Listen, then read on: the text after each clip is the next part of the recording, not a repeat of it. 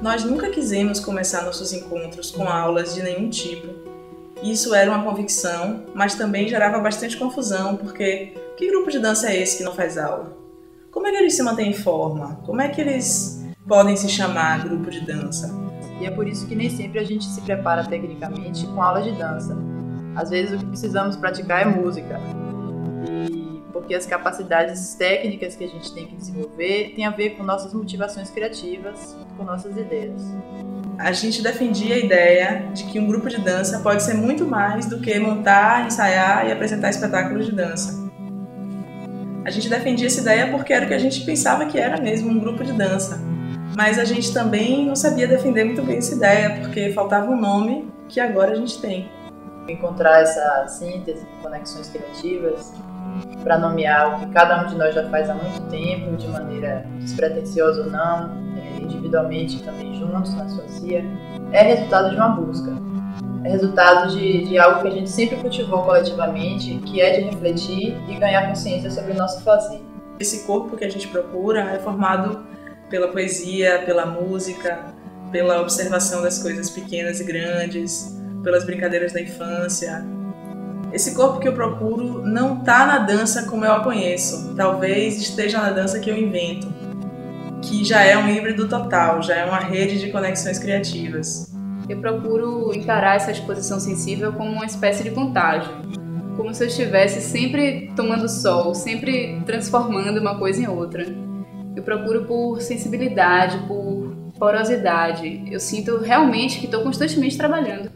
Sem dúvida, trabalhar com mais 3 pessoas, sem uma direção fixa, sem hierarquias, tendo que dialogar o tempo todo, tendo que lidar com tantas diferenças, pode dar bastante trabalho.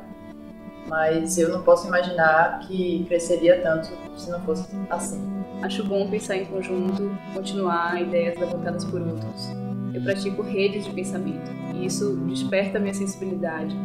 E eu consigo ter muitas ideias, pratico ideias em formas diferentes, tenho ideias úteis para diversas finalidades.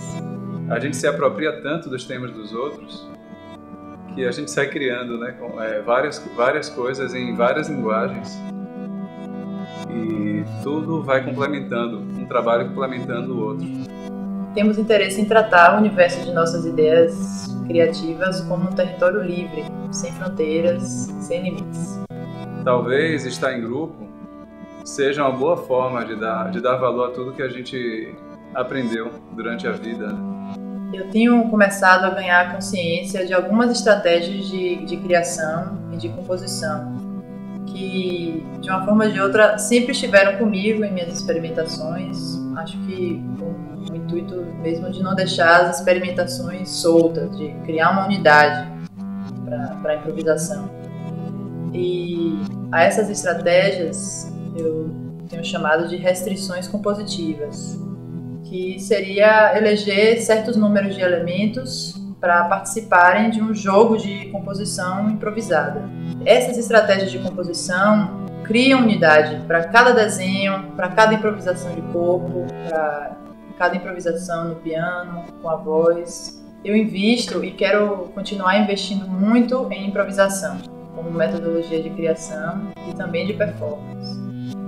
Me interessa muito dar espaço para o acaso, para que coisas inesperadas possam atravessar uma estrutura pré-estabelecida.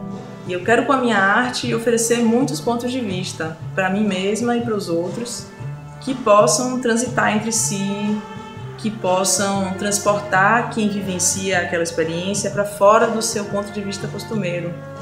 Porque a gente precisa perder certezas, porque só assim é possível recriar o tempo, os sonhos, as fantasias, os invisíveis que nos determinam. E o resultado artístico vai ser sempre uma afirmação da intimidade. Mas essa é uma via revolucionária poderosíssima, pela possibilidade de acessar individualmente intimidades, porque envolve o que cada um é capaz de enxergar, por onde cada um passou na vida, o que cada um viu.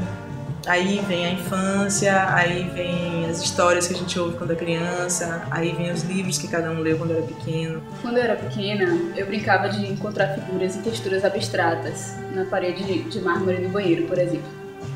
Toda vez que eu ia tomar banho, ficava vendo as criaturas escondidas naquela textura do mármore.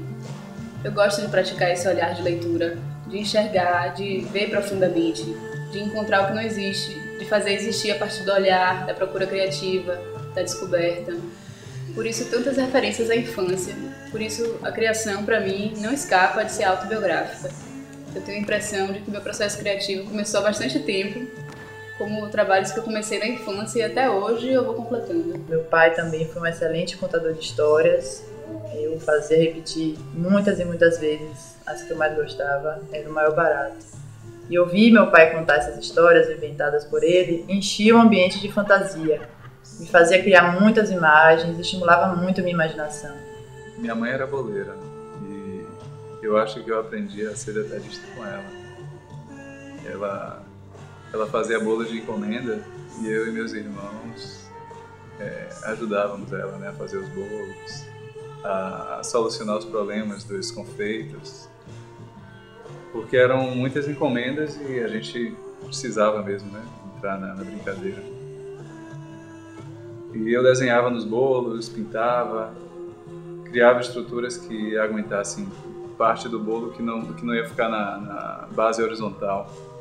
Essas experiências desenvolveram em mim um cuidado que eu posso dizer que é um cuidado cênico, porque o bolo tinha que ser apreciado como um espetáculo, né? Não podia dar errado,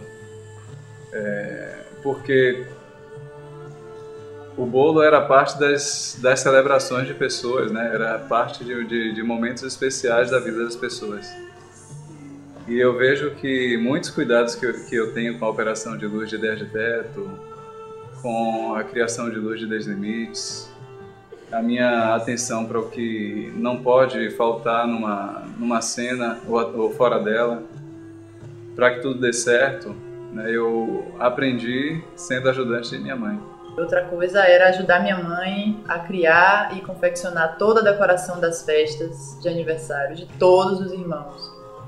Outra memória bastante interessante. Assim, eu aprendi muito sobre dedicação e com certeza ganhei muita sensibilidade estética vendo pinturas e desenhos que minha mãe fazia de nanquim, mesmo querendo esconder eles, e também assistindo ela decidir as cores e as formas de tudo que ela ia criar na preparação da decoração dessas festas, com tanto cuidado, tanto perfeccionismo, e tendo somente a intenção de criar beleza e agradar a gente, né? Que me parece uma intenção muito bonita para derramar no ato criativo. Vem da infância o interesse de expor o corpo a situações de desafio, como a brincadeira que eu fazia com a esteira de palha que tinha no chão do quarto. Eu deitava e me enrolava nessa esteira, dos pés até o peito, que nem um charuto, e depois me levantava e ficava andando desse jeito. Outra brincadeira era ser enrolada por alguém que me colocava dentro de um lençol e depois me carregava desse jeito.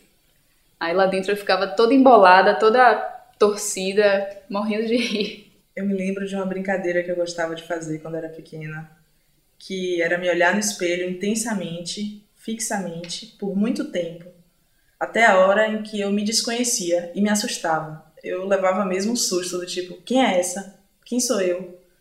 E isso tem tudo a ver com o exercício de se colocar em outras posições para ver o mundo, de estranhar as regras prontas.